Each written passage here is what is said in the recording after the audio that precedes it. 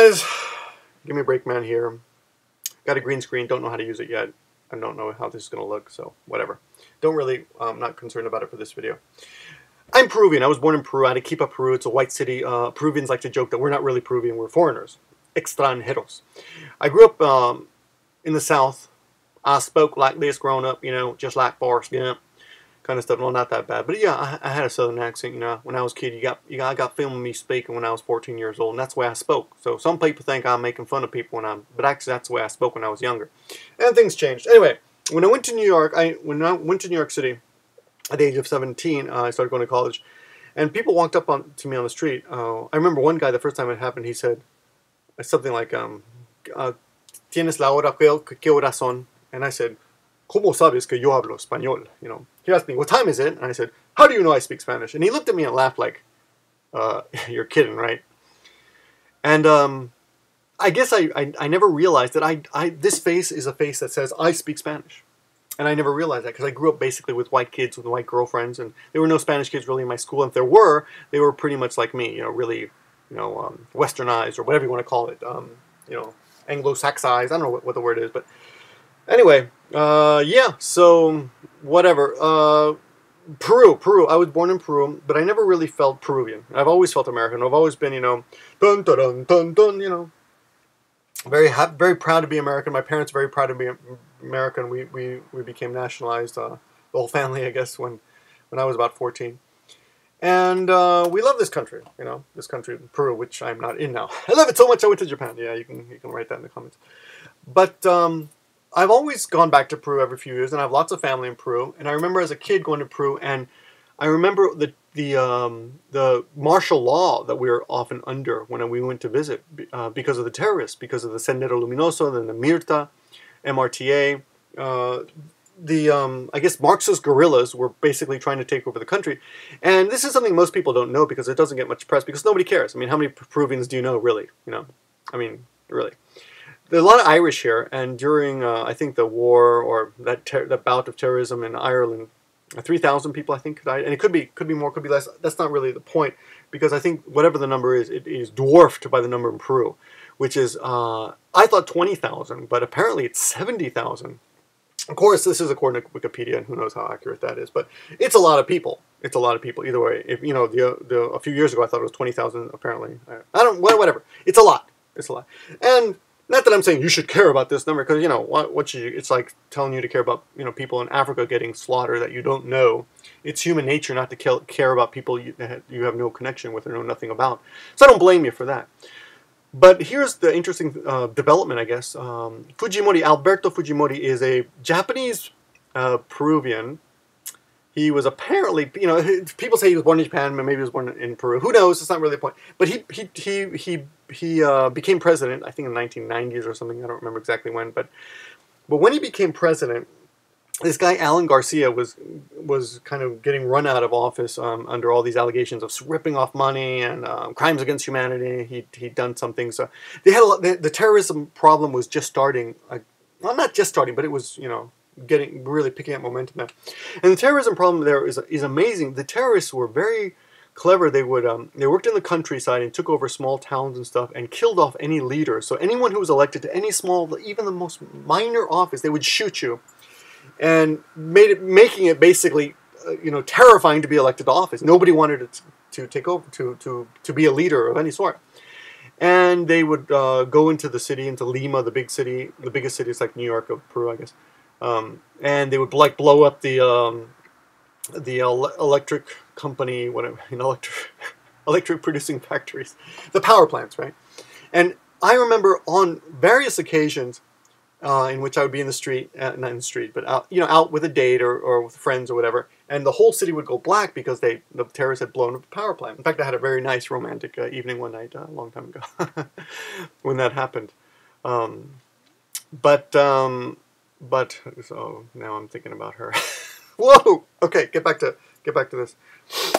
Yeah, so terrorism was terrible there, and Fujimori came in. Alberto Fujimori, the Japanese Peruvian, came in and fixed the whole country. At what cost? He was extremely, I guess, vicious when it came to terrorists. He let, you know, the soldiers run wild and do what had to be done, I guess. And I'm not saying that's well, support. Here's the thing. Peru's fixed, okay? And when 70,000 people are dying in a country, you got to think that's a war, man. That is a war. And you would think, not saying that. Here's the question: what is acceptable? I mean, of course, in a war situation, collateral damage is going to happen. Like, imagine if this happened in America. Imagine if, 10,000 people a year were dying because of terrorists. You don't think the government would step in and start doing things that were incredibly questionable and probably against our own rights? Now, again, I'm not saying that's correct, but you would think in desperation to save this country, people would do things that maybe were not the right choices. So, Fujimori gets convicted yesterday of crimes against humanity. And this is for me such hypocritical in a way, because he was so supported by the country. The country loved him. There was a time when he was just so, everyone was kind of behind him. And he even did they called it the Fuji Golpe, or Auto Golpe. He basically took over his own government by I think he fired all of Congress and all the judges and said, I'm taking over. And the country supported him, like approval ratings were really high. So, and he cleaned up the country, right? But he did a lot of screwed up things, privatizing, privatizing a lot of public companies and incredibly strict economic measures that made prices just go through the roof, and gas and electricity and things like that. Made it really tough to live. But he fixed Peru's economy. Or definitely, improved it and got rid of hyperinflation that they had there.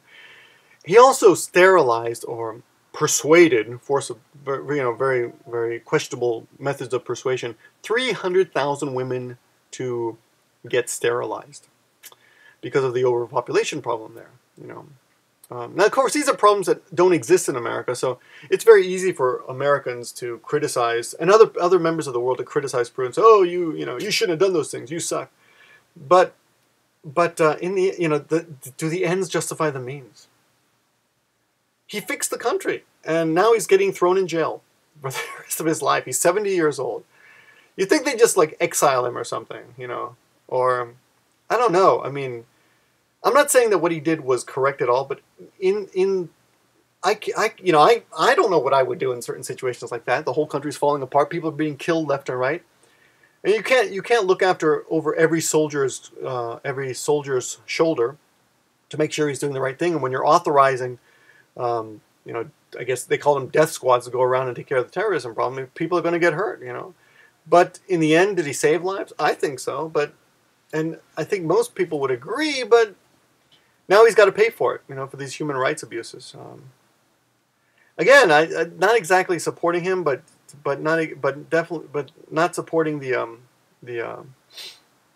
what they're doing to him now. It seems like he's just a scapegoat now, and he did so much for the country. I don't know. Maybe just as a Peruvian who only goes there, a Peruvian American who only goes there, every 2-3 years. I was just grateful to be able to go visit my grandma's house without, passing military checkpoints. And military checkpoints with 16-year-old soldiers with guns in their arm. That's kind of scary, Kids who are younger than I, or actually a little bit older than I was at the time. But anyway, now, last questions.